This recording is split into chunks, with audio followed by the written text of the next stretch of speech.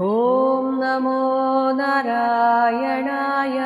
ഓം നമോ നാരായണായ.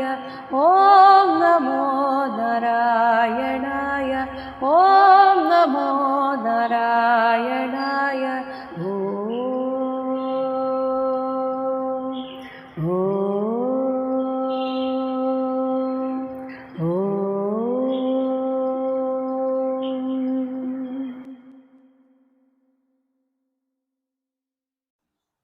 ജീവാത്മാവിൻ്റെ ആത്മതത്വപരമായ ആ വാക്കുകൾ കേട്ട് എല്ലാ ബന്ധുക്കൾക്കും അവരുടെ ദുഃഖം ഇല്ലാതായി. അതിനുശേഷമാണ് അവർ ആ ജഡത്തെ സംസ്കരിച്ചത് എന്ന് പറയുന്നു 13-ാമത്തെ ശ്ലോകം. നിർഹൃത്യ ജ്ഞാതയഃ ദേഹം തഥാ കൃത ഉചിതാഃ ക്രിയാഃ തത്യജുഃ ദുസ്ത്യജം സ്നേഹം ശോകമോഹ ഭയാർത്തിതം.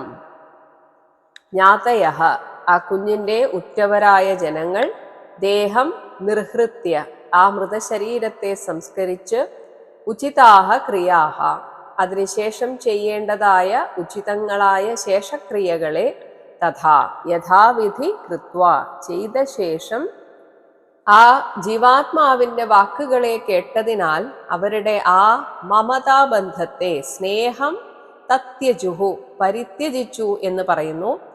ഇനി എങ്ങനെയാണ് ഈ മമതാബന്ധം നമ്മെ ഈ ലോകത്തോട് ബന്ധിപ്പിക്കുന്നത്, അല്ലെങ്കിൽ ഈ മമതാബന്ധത്തിൻ്റെ ഒരു ഫലമായിട്ട് വരുന്നത് എന്തൊക്കെയാണ്?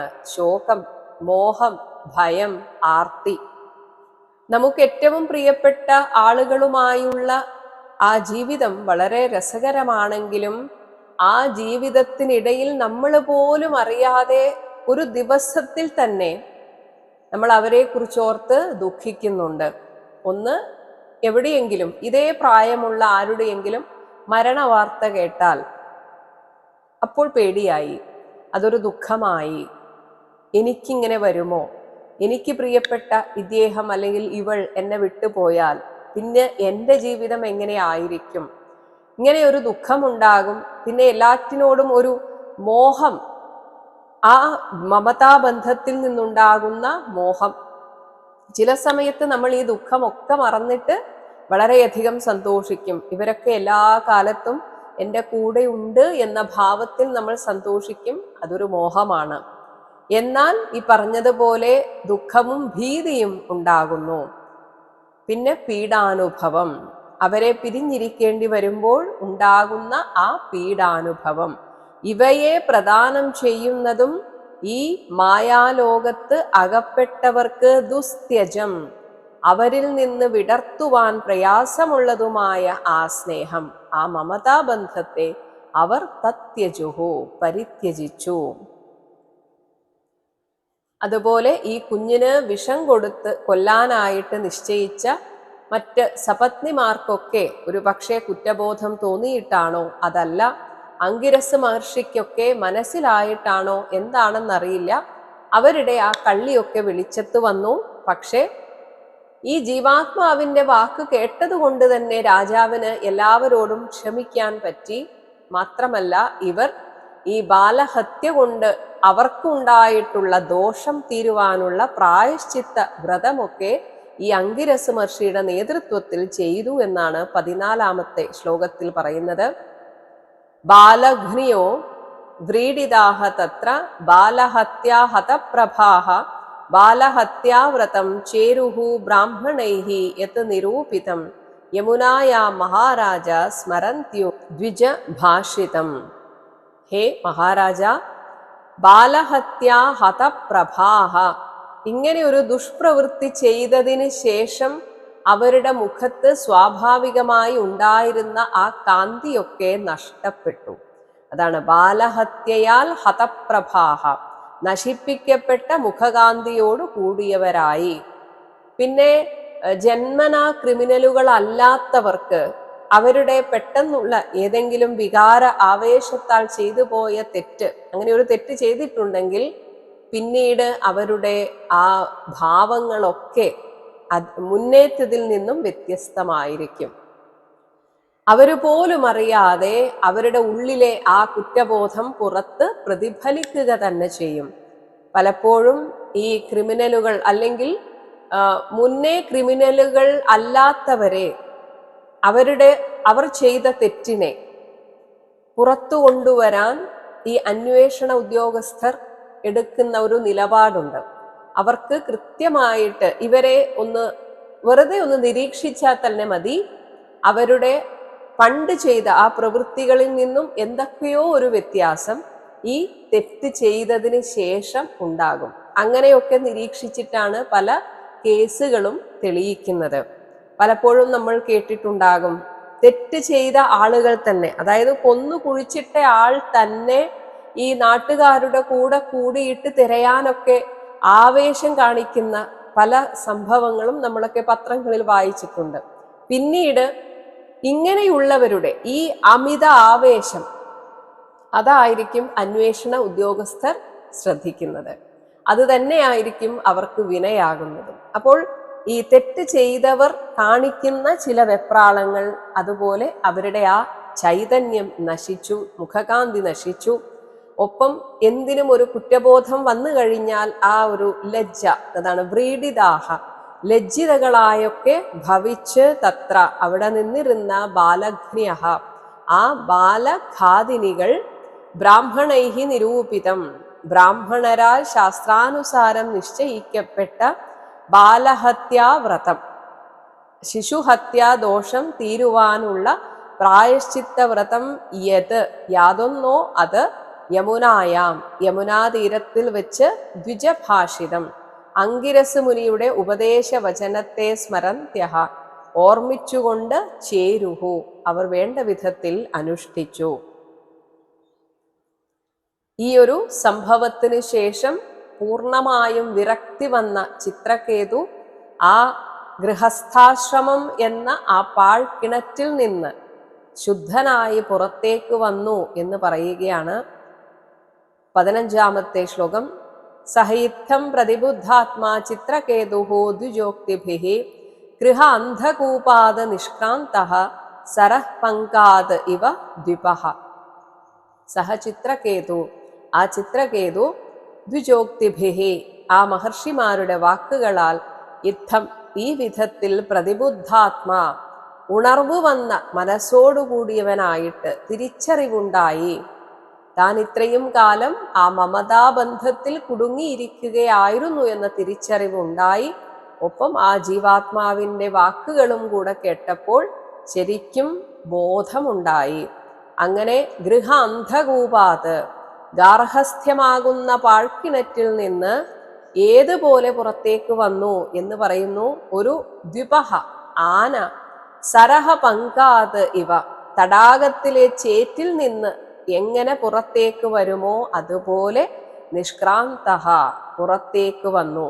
ഇവിടെ പുറത്തേക്ക് വരിക എന്ന് വെച്ചാൽ കൊട്ടാരം വിടുക എന്നല്ല അർത്ഥം. മനസ്സുകൊണ്ടാണ് നമ്മൾ എല്ലാറ്റിനെയും ഉപേക്ഷിക്കേണ്ടത്. മനസ്സുകൊണ്ടാണ് നമ്മൾ എല്ലാറ്റിനെയും ചേർത്ത് പിടിക്കുന്നത്. ഇതേപോലെ മനസ്സിന്റെ ഭാവമാണ് എല്ലാം. അതല്ലാതെ ഒരിക്കലും ഇങ്ങനെയൊക്കെ ഒരു ബോധോദയം ഉണ്ടാകുമ്പോൾ ഉടനെ വിട്ടു പോവണം എന്നൊന്നും പറയുന്നില്ല. 16ാമത്തെ ശ്ലോകം. കാളിന്ദ്യാം വിധിവത് സ്നാത്വാ കൃതപുണ്യജലക്രിയഃ മൗനേന സംയത പ്രാണഃ ബ്രഹ്മപുത്രൗ അവന്ദത. കാളിന്ദ്യാം, യമുനയിൽ വിധിവത് സ്നാത്വ, വിധിയാവണ്ണം സ്നാനം ചെയ്ത്, കൃതപുണ്യജലക്രിയഃ, പിതൃതർപ്പണാദി പുണ്യജലക്രിയകളൊക്കെ നിറവേറ്റി, സംയത പ്രാണഃ, ആത്മസംയാമം ചെയ്ത്, തൻ്റെ പ്രാണനെ ഉള്ളിലടക്കി, ആ പ്രാണനെ ശ്രദ്ധിക്കുക, അപ്പോഴാണ് അത് അടങ്ങുക. ഇങ്ങനെ മൗനേന, മനസ്സിനെയും അടക്കുമ്പോഴാണ് യഥാർത്ഥ മൗനം സംഭവിക്കുന്നത്. ആ മൗനഭാവത്തോടെ ഈ വന്ന രണ്ടുപേരും ബ്രഹ്മാവിൻ്റെ മക്കളാണ്. അതാണ് ബ്രഹ്മപുത്രൗ എന്ന് ദ്വിവചനം പറഞ്ഞത്. ബ്രഹ്മപുത്രന്മാരായ അങ്കിരസിനെയും നാരദരെയും അവന്തത, വന്ദിച്ചു. 17ാമത്തെ ശ്ലോകം. അഥ തസ്മൈ പ്രപന്നായ ഭക്തായ പ്രയതാത്മനെ ഭഗവാൻ നാരദഃ പ്രീതോ വിദ്യാം ഏതാം ഉവാചഃ. അഥ അനന്തരം പ്രയതാത്മനെ, ശുദ്ധ അന്തഃകരണനായി പ്രപന്നായ ശരണം പ്രാപിച്ച ഭക്തായ ഭക്തനായിട്ടുള്ള തസ്മൈ അദ്ദേഹത്തിന് ആ ചിത്രകേതുവിനായിട്ട് ഭഗവാൻ നാരദ സർവജ്ഞനായ നാരദ മഹർഷി പ്രീതഃ സന്തുഷ്ടനായിട്ട് ഏതാം വിദ്യാം ഈ മന്ത്രവിദ്യയെ ഇനി പറയാൻ പോകുന്ന ഈ മന്ത്ര ഉപാസനയെ അദ്ദേഹത്തിന് ഉപാസനയ്ക്കായിട്ട് ഉവാചഹ ചൊല്ലിക്കൊടുത്തു. 18-ാമത്തെ ശ്ലോകം. ഓം നമസ്തുഭ്യം ഭഗവതേ വാസുദേവായ ധീമഹി പ്രദ്യുമ്നായ നിരുദ്ധായ നമഃ സംകർഷണായ ച. ഭഗവതേ വാസുദേവായ തുഭ്യം നമഃ. സർവൈശ്വര്യാദി ഷഡ്ഗുണപൂർണനായി ചിത്തത്തെ അധിഷ്ഠാനം ചെയ്യുന്ന വാസുദേവനായിരിക്കുന്ന അങ്ങേക്കായിക്കൊണ്ട് നമസ്കാരം. അങ്ങയെ ഞാനിതാ ധീമഹി ധ്യാനിച്ചുകൊള്ളുന്നു. ഇനി ചിത്തത്തിന്റെ അധിഷ്ഠാനദേവൻ വാസുദേവനാണെങ്കിൽ ബുദ്ധിയുടെ അധിഷ്ഠാനദേവൻ പ്രദ്യുമ്നനാണ്. ഒപ്പം മനസ്സിനെ അധിഷ്ഠാനം ചെയ്യുന്ന അനിരുദ്ധൻ, സംഘർഷണമൂർത്തി അഹങ്കാരത്തെ അധിഷ്ഠാനം ചെയ്യുന്നു. ഇങ്ങനെയുള്ള പ്രദ്യുമ്നായ അനിരുദ്ധായ സംഘർഷണായ ച നമഃ. നമോ വിജ്ഞാനമാത്രായ പരമാനന്ദമൂർത്തയേ ആത്മാരാമായ ശാന്തായ നിവൃത്തദ്വൈതദൃഷ്ടയേ.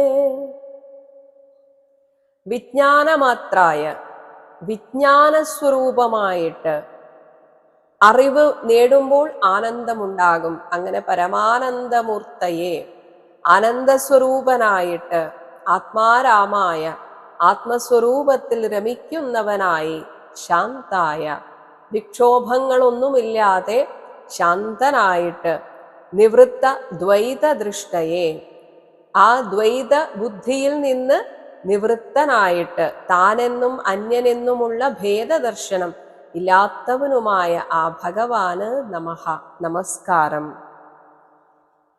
20-ാമത്തെ ശ്ലോകം.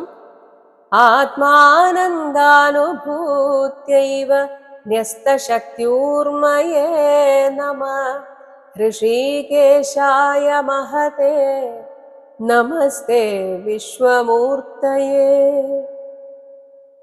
ആത്മാനന്ദ അനുഭൂത്യായേവ താൻ ആ പരമാത്മസ്വരൂപമാണെന്ന ആത്മാനന്ദത്തിന്റെ അനുഭൂതിയാൽ ന്യസ്ത ശക്തി ഊർമ്മയെ മായാനിമിത്തങ്ങളായ രാഗദ്വേഷാദികളുടെ ഊർമി അലകളെ ന്യസ്തം അകറ്റി നിർത്തിയിരിക്കുന്ന ഭഗവാന് നമഃ നമസ്കാരം.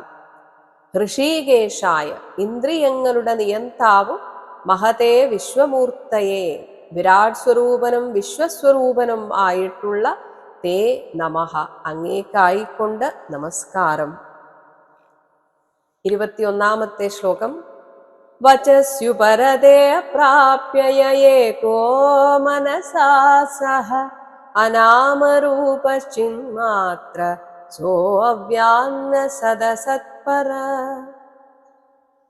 മനസാ സഹ മനസ്സിനോടൊപ്പം വചസി വാക്കും മറ്റ് ഇന്ദ്രിയങ്ങളും അപ്രാപ്യ പ്രാപിക്കാനാവാതെ ഉപരതേ വിരമിക്കവേ അനാമരൂപ നാമരൂപങ്ങളില്ലാത്തവനും ചിന്മാത്ര സച്ചിദാത്മാവും സദസത്പര കാര്യകാരണങ്ങളുടെ മൂലകാരണവുമായ യഹ യാതൊരുവൻ ഏകഃ ഏകനായി ഭക്തഹൃദയങ്ങളിൽ വിളങ്ങുന്നുവോ സഹ അങ്ങനെയുള്ള അവൻ നഹ ഞങ്ങളെ അവ്യാത രക്ഷിക്കട്ടെ.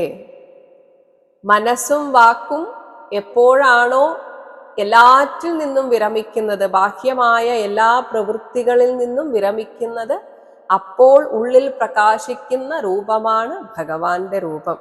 അങ്ങനെ ഭഗവാൻ എൻ്റെ ഉള്ളിൽ വിളങ്ങുന്നു എന്ന് തിരിച്ചറിഞ്ഞ് ആ ഭഗവാനെ അറിയാനായിട്ട് ഭഗവാനെ തന്നെ ശരണം പ്രാപിക്കുക. 22-ാമത്തെ ശ്ലോകം.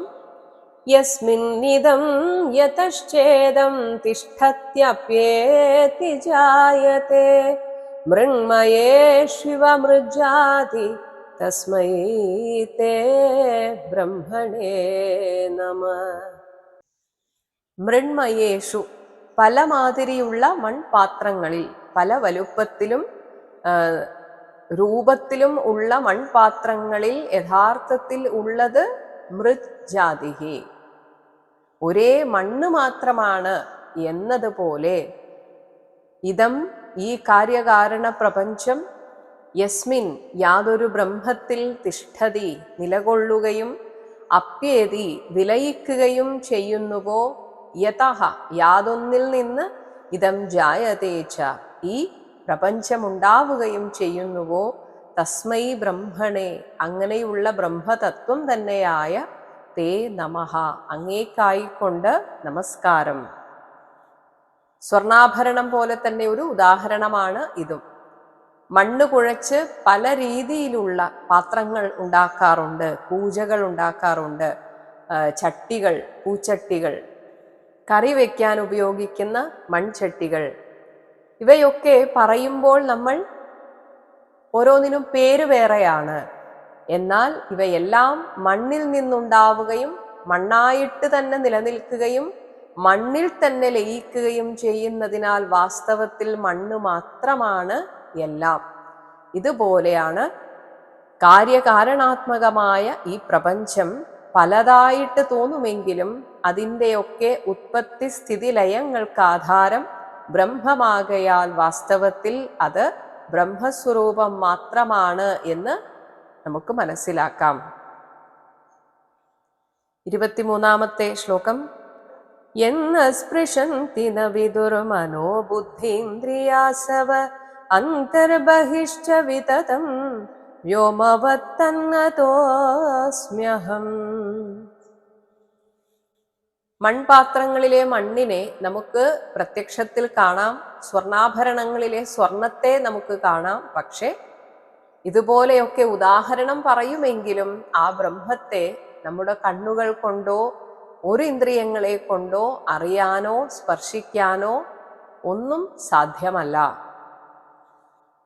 വ്യോമവത്ത് അത് ആകാശം പോലെ, അന്തഃ അകത്തും, ബഹിഹീച്ച പുറത്തും, വിതതം വ്യാപിച്ചതാണെങ്കിലും, യത് യാതൊന്നിനെ, അസവഹ അസു നമ്മുടെ പ്രാണ ഊർജം, ആ പ്രാണോർജം ന സ്പൃശന്തി സ്പർശിക്കുന്നില്ലയോ, മനോബുദ്ധി ഇന്ദ്രിയാണി മനസ്സും ബുദ്ധിയും ഇന്ദ്രിയങ്ങളും ന വിദുഹു ഇതിനെ അറിയുന്നില്ലയോ, തത് ആ ബ്രഹ്മചൈതന്യത്തെ അഹം നതഃ അസ്മി ഞാനിതാ നമസ്കരിക്കുന്നു. ഇന്ദ്രിയാദികൾ ആ ബ്രഹ്മചൈതന്യത്തെ അറിയാത്തത് എന്തുകൊണ്ടാണെന്ന് പറയുന്നു. 24-ാമത്തെ ശ്ലോകം. ദേഹേന്ദ്രിയ പ്രാണമനോധിയോ മേ യദംശ വിദ്ധാ പ്രചരന്തി കർമ്മസു നൈവാന്യദാലോഹമിവാപ്രതപ്തം സ്ഥാനേഷു തദ്ദ്രഷ്ടപദേശമേതി. നമ്മൾ പണ്ട് കാലത്ത് ഇരുട്ടിലൊക്കെ ടോർച്ചാണ് ഉപയോഗിക്കാറുണ്ടായിരുന്നത്. ആ ടോർച്ച് കത്തണമെങ്കിൽ ഉള്ളിലൊരു ബാറ്ററി വേണം. അപ്പോൾ ഇരുട്ടത്ത് നടക്കുന്ന ഒരാൾ ചിന്തിക്കുകയാണ്, ഈ ടോർച്ചിലെ ലൈറ്റ് കൊണ്ട് ഇതിൻ്റെ ഉള്ളിലെ ബാറ്ററിയെ ഒന്ന് കാണാൻ പറ്റുമോ എന്ന്. എന്നിട്ട് ആ ബാറ്ററി എടുത്ത് മാറ്റിയിട്ട് ടോർച്ച് കത്തിക്കാൻ നോക്കിയാൽ എങ്ങനെ ഉണ്ടാകും? ഇതുപോലെയാണ് നമ്മുടെ ഉള്ളിലെ ഈശ്വര ചൈതന്യത്തെ നമ്മൾ അറിയാതെ പോകുന്നത്. ദേഹ ഇന്ദ്രിയ പ്രാണ മനോധിയ അമി. ദേഹം, ഇന്ദ്രിയങ്ങൾ, പ്രാണങ്ങൾ, മനസ്സ്, ബുദ്ധി എന്നിവയെല്ലാം യദംശിവിദ്ധാഹ യാതൊരു ബ്രഹ്മചൈതന്യത്തിൻ്റെ അംശത്താലാണോ ഇതൊക്കെ പ്രവർത്തിക്കുന്നത്, അങ്ങനെ പ്രവർത്തിക്കുന്ന സമയത്ത് കർമ്മസു പ്രചരന്തി ഓരോ ഇന്ദ്രിയങ്ങളും അവരവരുടെ കർമ്മങ്ങളിൽ വ്യാപരിക്കുന്നു. അന്യത മറ്റ് സന്ദർഭങ്ങളിൽ അപ്രതപ്തം ലോഹം ഇവ തീ കൊണ്ട് പഴുപ്പിക്കപ്പെടാത്ത ലോഹം, ഇരുമ്പ് പോലെ നയേവ ഇതിൽ വ്യാപരിക്കുന്നതേ ഇല്ല. ഈ ചൈതന്യം ഇല്ലാതാകുമ്പോൾ പിന്നെ കഴിഞ്ഞു, നമ്മളും ഇല്ലാതായി. പിന്നെ എങ്ങനെയാണ് നമ്മുടെ ഉള്ളിലെ ആ ചൈതന്യത്തെ നമ്മൾ മനസ്സിലാക്കുന്നത്? അങ്ങനെയുള്ള തത് ആ ബ്രഹ്മചൈതന്യം സ്ഥാനേഷു ജാഗ്രതാദി അവസ്ഥകളിൽ, ജാഗ്രത് സ്വപ്നം സുഷുപ്തി അവസ്ഥകളിൽ ദ്രഷ്ടപദേശം, ദ്രഷ്ടാവെന്ന പേരിനെ അർഹിക്കുന്ന ജീവനെ ഏതി അറിയുകയും ചെയ്യുന്നു. അഗ്നി കൊണ്ട് ചുട്ടുപഴുക്കാത്ത ലോഹത്തിന് പൊള്ളലേൽപ്പിക്കാൻ പറ്റാത്തതുപോലെ ബ്രഹ്മചൈതന്യം കൊണ്ട് പ്രവർത്തിക്കുന്ന ദേഹേന്ദ്രിയാദികൾ ബ്രഹ്മചൈതന്യമില്ലാതെ വരുമ്പോൾ പ്രവർത്തനക്ഷമങ്ങൾ അല്ലാതെയാവുന്നു. പിന്നെ ആ ഇന്ദ്രിയങ്ങളെ കൊണ്ട് എങ്ങനെ ബ്രഹ്മത്തെ അറിയും? അതാണ് ആ ടോർച്ചിന്റെ ഉദാഹരണം പറഞ്ഞത്. ഇതിലെ ബാറ്ററി മാറ്റിയിട്ട് ടോർച്ചടിച്ച് ഈ ബാറ്ററിയെ കാണാം എന്ന് ചിന്തിക്കുന്നത് പോലെ ജാഗ്രത്തിലും സ്വപ്നത്തിലും സുഷുപ്തിയിലുമൊക്കെ ദ്രഷ്ടാവായി നിൽക്കുന്ന ജീവനെ ബ്രഹ്മം അറിയുന്നു. പക്ഷേ ജീവൻ ബ്രഹ്മത്തെ അറിയുന്നില്ല. 25-ാമത്തെ ശ്ലോകത്തോടെ ഈ മന്ത്രോപദേശം അവസാനിക്കുന്നു.